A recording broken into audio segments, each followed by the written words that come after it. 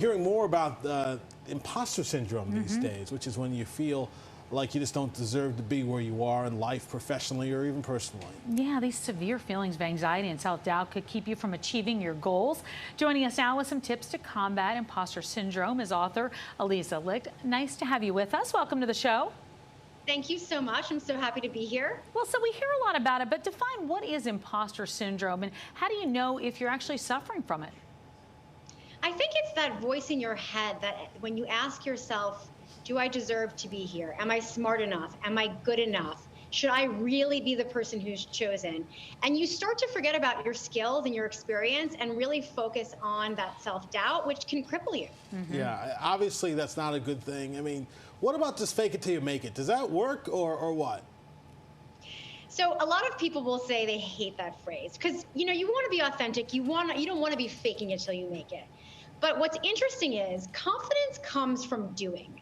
And unfortunately, sometimes doing is uncomfortable. So if you push yourself to do something, even when you feel like you can't, you are technically faking it because you know inside yourself you're not comfortable. But if you push through it, you'll come out the other side. I love that. All right, so you have some tips to combat imposter syndrome. What is the first one? The first one is really asking yourself one simple question.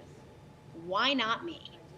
A lot of people use the chorus of those they surround themselves with to actually gauge, should I do this, should I not? Am I good enough? Ask yourself, why not you? When I was thinking about launching a podcast a couple of years ago, I got rejections left and right. And then I realized, well, why not me? Why can't I do it? And I did it anyway. So you talk also about something called rebranding fear. What is that? So this is a marketing tactic that I put in my new book on brand, which means that you are recognizing fear. You're saying to yourself, fear, I see you. You're identifying why you're scared, why you feel like you can't do it. And then you're actually repositioning fear to ask yourself the question, okay, now why should I do this anyway? And if you rebrand your fear, you'll find that you can almost become friends with it and then move past it and actually do the thing you thought you never could do. All right, so how does somebody convince themselves that they belong in whatever position it is? Because we all have that voice in our heads, especially if it's something new or you're just not feeling so good. How do you do that? Focus on your skills. I think a lot of times we focus on where we work, but if you actually focus on what is required to do this thing, you will see that you have what it takes. And even if you haven't done the thing that you need to do, if you practice, on the sidelines, you'll be able to deliver success in the end if you let yourself do it. And, a lot of this is testing and learning and being okay sometimes when maybe you're not doing it to the best of your ability, but at least you tried. It doesn't have to be perfect. So do friends and coworkers have an impact?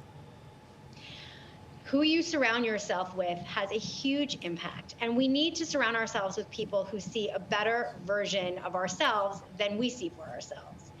I believe if you're in the room, you belong there. And too many people focus on, oh my God, how did I get here? It's like, no, focus on what you can do once you're in the room.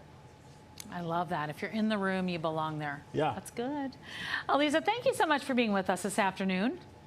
Thank you so much. Pleasure. All right, for more advice, you can go to Elisa's website or follow her on Instagram at Elisa Licht XO.